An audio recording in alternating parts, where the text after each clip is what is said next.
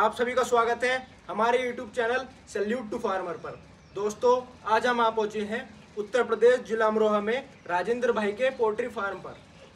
दोस्तों, आज हम जानेंगे इनके पोल्ट्री फार्म के 10 साल के एक्सपीरियंस के बारे में और आप लोगों को कराएंगे इनके फार्म का एक छोटा सा टूर। तो चलिए करते हैं इस वीडियो की शुरुआत।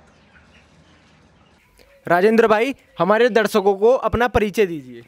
मैं गांव पाल का रहने वाला और हमारा ज़िला अमरोहा है, तहसील धनौरा है, ब्लॉक गजरोला है। अच्छा। और ये फार्म करते हुए लगभग 10 वर्ष हो गए हमें। अच्छा। दर्शकों को ये बताइए कि आपको ये सुझाव कहाँ से आया पोल्ट्री फार्म खोलने का? ऐसा हुआ, आपसे हम 10-11 साल वर्ष पहले हरियाणा में काम करते थे, डिस्ट्रिक्ट उसमें हिसार में। अच्छा। तो वहाँ हम एक मुर्गी फार्म में रहते थे। अच्छा। तो हमने वहाँ देखा कि भाई ये तो मेरा रोज़गार ठीक है, क्योंकि इसमें 40 दिन में काम हो जावे अपने नफे नुकसान का। इससे यार इनके धक्के खाते फिर रहे हैं हम या दूसरे उसमें राज्य में, इससे अपने घर ही बैठ कर खेती भी करते रहेंगे और अपना रोज़गार भी करते रहेंगे। तो हमने वहाँ से आने के बाद अपना काम स्टार्ट कर दिया यूँ। अच्छा। हाँ तो भाई, आपने ये जिस जगह में ये मुर्गी पालन खोल रखा है, ये कितनी जगह है? लगभग 100 फीट तो लंबाई है। हाँ। और 30 फीट इसकी चौड़ाई है। अच्छा। हाँ।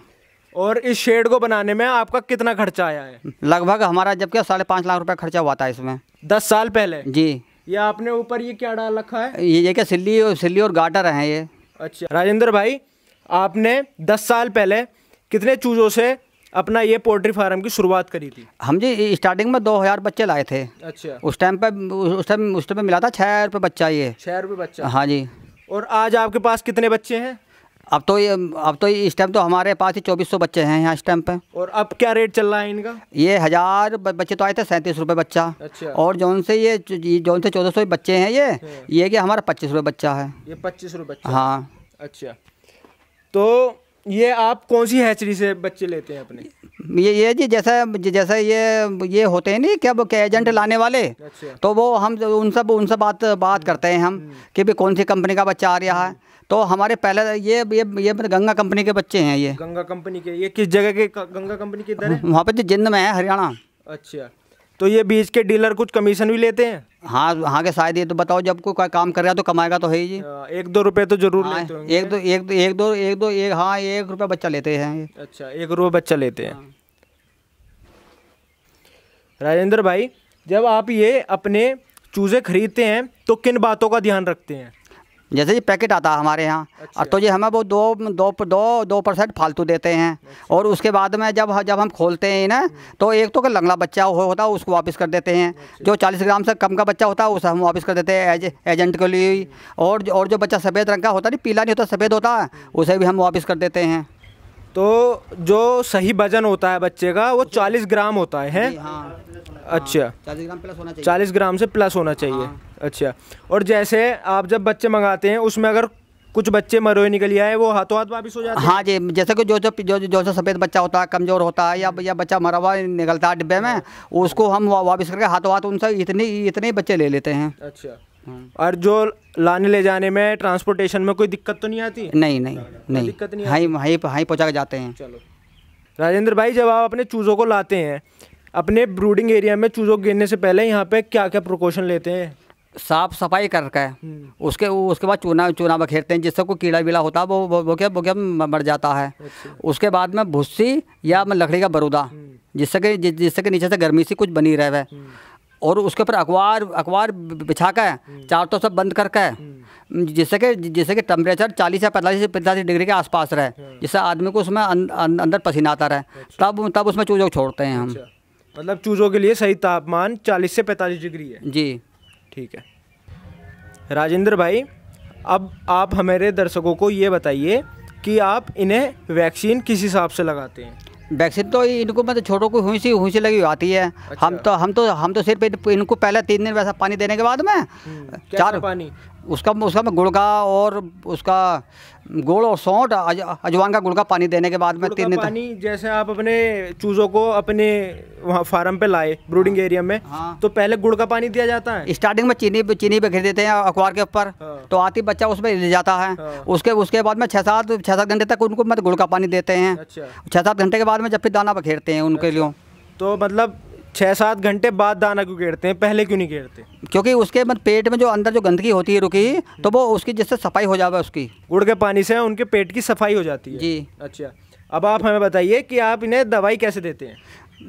दवाई का उस जैसे कि ये 5-6 दिन के हो गए, जैसे इनको जैसे गर्मी सर्दी हो जाती है, बुखार आ जाता है, और तो क्या लिक्सन तो होता है कि बुखार के लिए और एंटीबायोटिक है, और क्या ये क्या बिमराल होती है, वो होती है विटामिन, तो उससे उनको ताकत मिलती है, और उससे कि बुखार या जैसे खांसी वांसी होती है वो ठीक हो जाता है लिक्सन से। 7-8 दिन बाद लगा देते हैं। तो आपको ये कैसे पता लगता है कि हमारे चूज़ों को बुखार हो रहा है? जैसे कि हम फार्म में घूमते छूते हैं तो गर्म महसूस होता है बच्चा। अच्छा, गर्म महसूस होता है तो आपको पता लग जाता है कि इसे बुखार है, अब इसे दवाई देनी है? हाँ जी। चलो राजेंद्र भाई, जब आप अपने चूज़ों को अपने पोल्ट्री फार्म में लाते हैं और जितने दिन तक इन्हें रखते हैं, तो आपका ओवरऑल खर्चा कितना हो जाता है इन चूज़ों के ऊपर?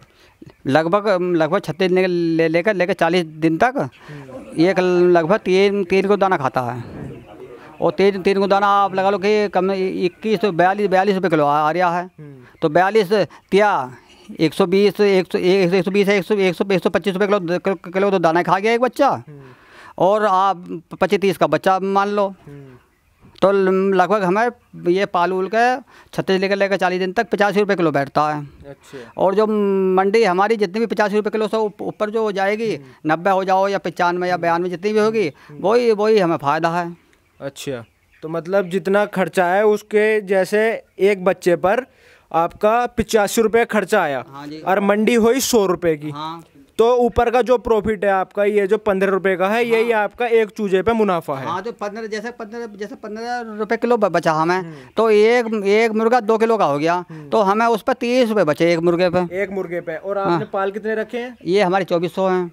2400 है, तो 2400 से 30 दूनी 60। अरे ये हाँ, तो ऐसे वैसे बस 70-75 हज़ार रुपये बच जाएंगे इनमें। 70-75 हज़ार रुपये आप 40 दिन में हाँ। कितने 2400 बच्चों से कमा लेंगे? हाँ, जब तो कमाएंगे जब क्या भाव, जब मंडी 100 हो जा, कभी जैसा पिछली बार अभी के 60 हो गई मंडी तो घाटा भी हो गया। अच्छा। और कभी 80 भी रह जा, 80 से कम भी डाउन भी हो जा, तो ऐसे ये जब मंडी ठीक है तो भाव पैसा मिल जाता है। भाव के ऊपर डिपेंड करता है, वो ऊपर नीचे होता रहता है। हाँ। अच्छा। हाँ, उसके ऊपर निर्भर है, भाव के ऊपर ही है।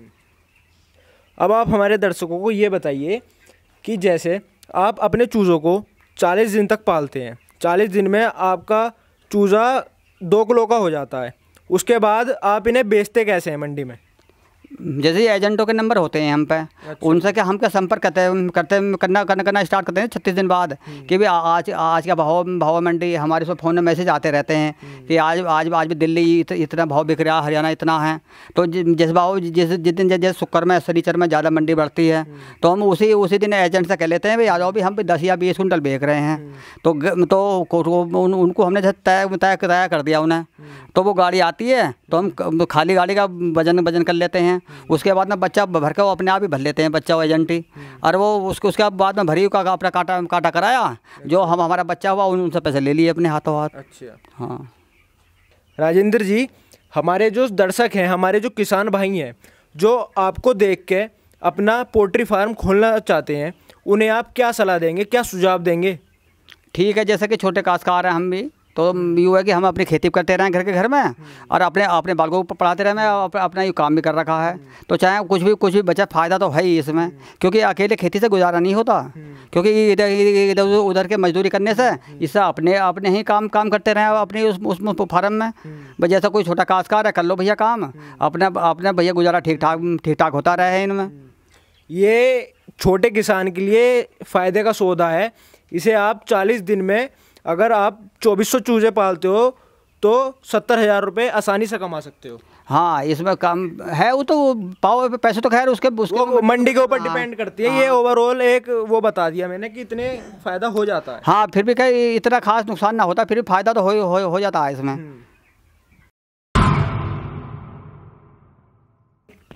दोस्तों, अगर आपको हमारी दी हुई जानकारी पसंद आई हो तो हमारी इस वीडियो को लाइक कीजिए, चैनल को सब्सक्राइब कीजिए, और हाँ, बेल आइकन दबाना ना भूलें, ताकि हमारी अगली किसी वीडियो की नोटिफिकेशन आप तक सबसे पहले पहुँचे।